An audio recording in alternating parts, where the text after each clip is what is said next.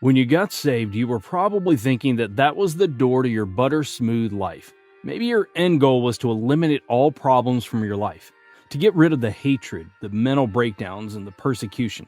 But it turns out that actually it was just the beginning. At some point, it appeared to be a wrong choice.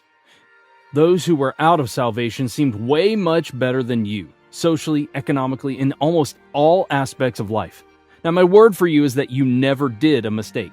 What you did was the best thing you could ever do for yourself. A relationship with Jesus is the most important relationship one can have. And having Christ in your life is the most wonderful thing a person can experience. But it's not a bed of roses. It's not an easy path. The way to heaven is not easy. It's filled with all kinds of obstacles, setbacks, frustrations, disappointments, and even its door is very narrow. What we are sure of is only that it leads to the most beautiful destination. But that doesn't eliminate the fact that walking in it is not an easy task. Now, having Jesus as our Christ and Savior assures us of meeting our Father in heaven and living in eternal glory with Him. But we all can agree that carrying His cross here on earth is extremely difficult. Now, life is a respecter of no one, whether big or small, white or black, short or tall, female or male. It's full of hardships and challenges that everyone faces. Financial, strained relationships, failing marriages, weakening faith, all manner of negative things. Sometimes it's even hard to tell people what we're going through, either because it's too heavy to talk about or we feel they're not in a position to understand. And that's how life is. It's not by accident that you're going through a hard situation, and you're not the only one facing challenges. Everyone is fighting their own battles, both believers and non-believers. And for us believers, Jesus said that we should be happy when we're persecuted and hated for His name, for our reward is great in heaven. That means that we should be joyful, even when we're going through very dark phases of our lives, because this is His promise to us, that no matter how hard it is, no matter how disheartening it feels, no matter how challenging it becomes, we will never go through it on our own. He never said it would be easy, but that He would hold our hand, be by our side, and walk us through it all. He never said that we would never fall sick. He never said that all who you loved would love you back. He never said that preaching the gospel wouldn't put you into trouble. And He never said that you wouldn't suffer for His name, that you wouldn't suffer grief and loss, that you would never lack. But He made one promise to us that in whatever circumstance we find ourselves in, He would be right there with us. He would never leave us nor forsake us. He would never abandon us. He is faithful. His promises are true.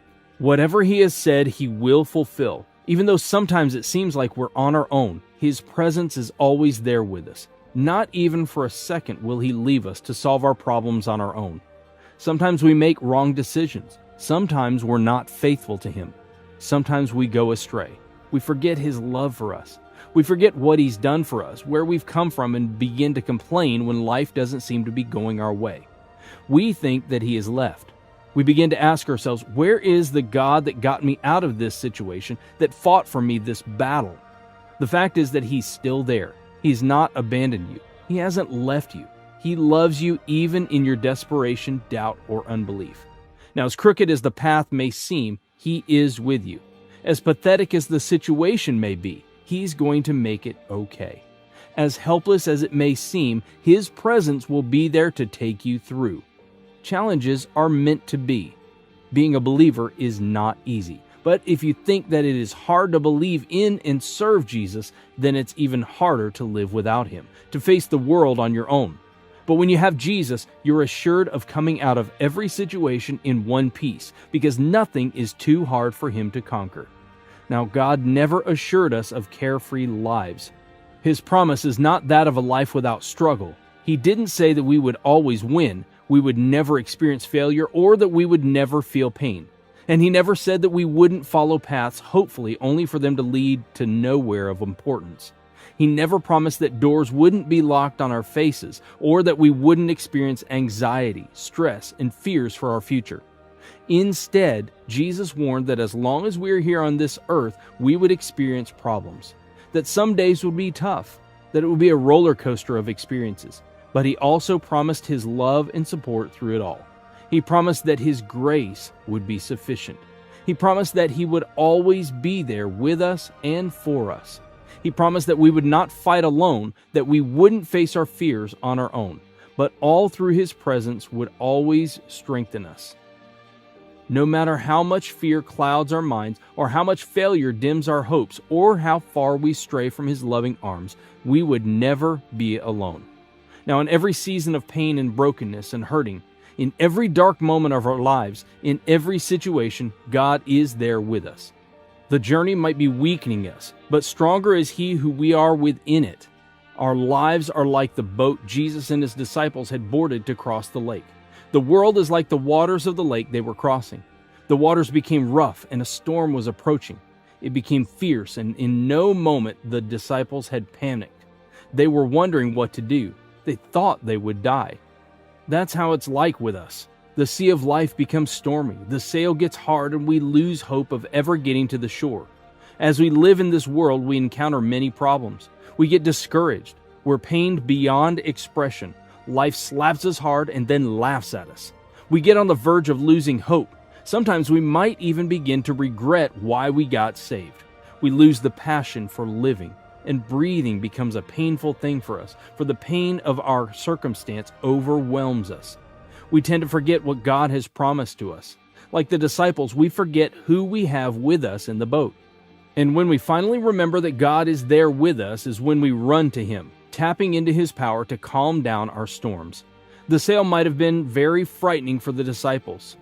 For a moment, they had forgotten that Jesus was there with them, and that there was nothing that He cannot do. And when they sought for His power, all became calm. When they remembered they were not on their own, all became well. David says in Psalms 23, verse 4, that even though he walks in the valley of the shadow of death, he will not fear, for God is with him. Adopt the spirit of David in your life. Have the mind of Jesus. Believe that no matter how dark it becomes, at the end there will be light, for where God is, light will prevail. Even Jesus, while He was on earth, He suffered. Many times He conflicted with the authorities. Sometimes He had to hide from the religious leaders. His life never got easy, for in the end He suffered a shameful death on the cross, a humiliating one that brought me and you to salvation, so that through Him we could have God in our hearts and involve Him in our lives. But even through all that suffering, God never left Him alone. Even when Jesus was rejected at His motherland, even when some people rejected His teachings, even when He was put into temptation, God never left Him.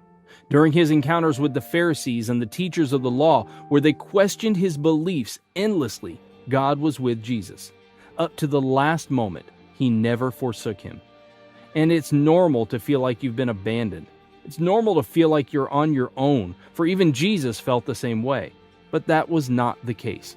God was still with him. He was right with him even in death, rising him up on the third day and bringing him to His glory on His right-hand side. If Jesus suffered, being the Son of God, then we will suffer too.